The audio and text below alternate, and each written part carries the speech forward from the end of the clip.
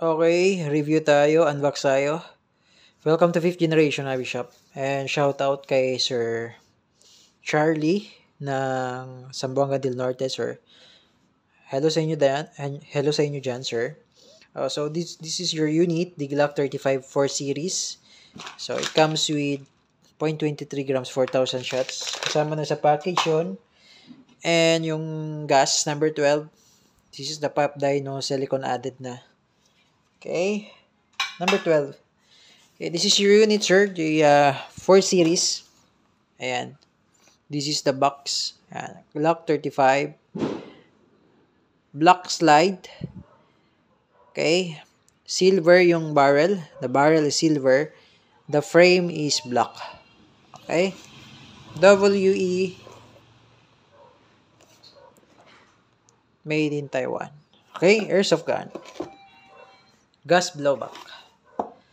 Isa natin. This is the manual. Scan nyo lang para sa explosions, parts explosion, and the manual.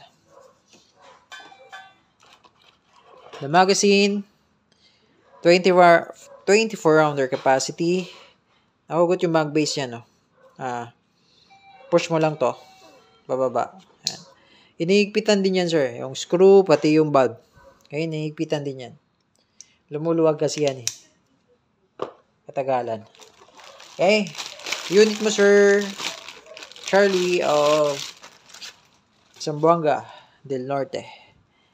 Okay. This is the Glock 35. Yan. Naka-magwell na siya. Magwell, stippled grip, Punisher skull engrave, fiber optic, sight, both front, rear and front. Sa front, green. Sa rear naman ay orange. Pero hindi siya true glow. Yung luminescent, hindi siya, no? So, mga tunay lang yun. Okay? Pero napapalitan ng sight yan. Okay, and then yung meron siyang railing for accessories, yan. Flashlight, lasers, na-remove yung sticker. Natanggalin na natin sticker. Sticker lang naman yan. Okay, ayan, may markings with technology universal. Technology universal. Okay. And then, may trigger safety po ito, no? So, lahat po ng Glock, mayroong trigger safety. So, kala nyo yung mga real steel lang, yung mga tunay lang ang merong trigger safety. Meron din siya. Ayan, ayan yung red. Ayan yung trigger safety. Ayan. Diba? So, unless, pinasok mo yung trigger finger mo dyan, at yan ay nag-level, once na level siya sa trigger, and that's the time na pwede na siyang bang. Okay. Draft safety. Okay? So, mga Glock, di ba, may trigger safety.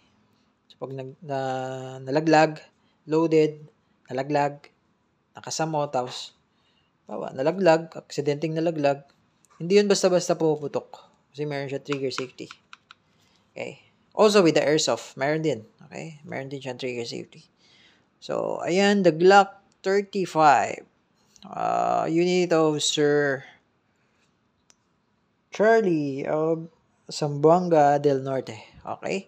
Sir, thank you for choosing 5th Generation Hobby Shop. So, meron siyang full auto, no? Yan. Yan yung full auto switch, mode selector switch niya. Yan.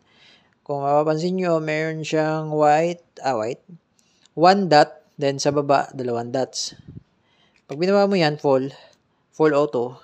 Pag inangat mo naman, semi. Yan. Tapos yung engraved niya, Punisher skull design. It's rated na rin yung slide. It's rated na rin yung sa ibabaw. Then, cut. May cut siya. Yan. So, ito yung barrel na silver. Yan. Meron kasing gold nito eh. Gold barrel, pero wala tayong available. Wala tayong available nun, okay? So, ito sir, gumagalaw talaga yan. That's normal, okay? Naka-design talaga ng ganyan yan. Okay? Then, may thread na rin yung barrel. Gusto mong maglagay ng suppressor. Ang magandang ilagay dyan yung tracer. Yung Spitfire tracer. Kung gusto mong mag-avail nun, message ka lang. Meron tayo sa shop. Meron tayo available. Okay, Sir Charlie. Yan. Tingnan natin. I-test natin yung chronograph. Yung kanyang feet per second. Kung ilang, ano yan, kung ilang EPS. Okay, EPS. Kung ilang EPS. Itong kung ilang FPS. Okay. Sorry, bulol. Kung ilang FPS. Itong inyong unit.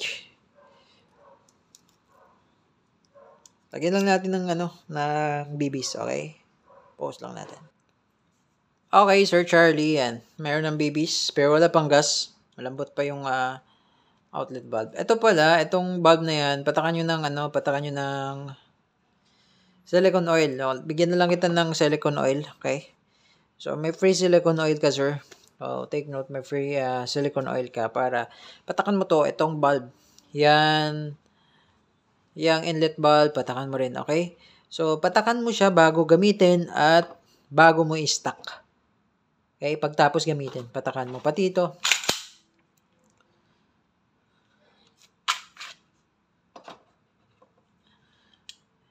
Ito pala.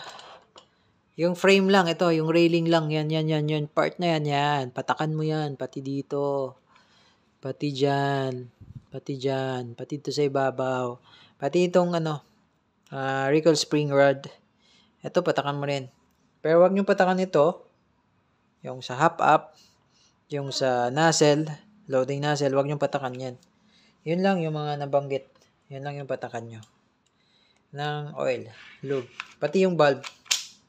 Okay, so yung ganun na pagbabalik. Okay.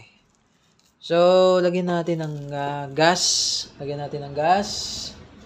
Nga pala, sir, ito, check ko lang yung gas mo, sir, nakasama kasi minsan may gas na, may tangke na hindi nagkakarga. So, check lang natin kung talagang nagkakarga. Ito yung gas mo, nabawasan lang natin ng konti. Upside down. Then, press. 1, 2, 3, 4, 5. Ginawa kong 5 kasi may full auto yan eh. Ginawa ko ng 5 kasi may full automatic yan. Okay. Chronograph. Test. Ilang EPS kaya ito?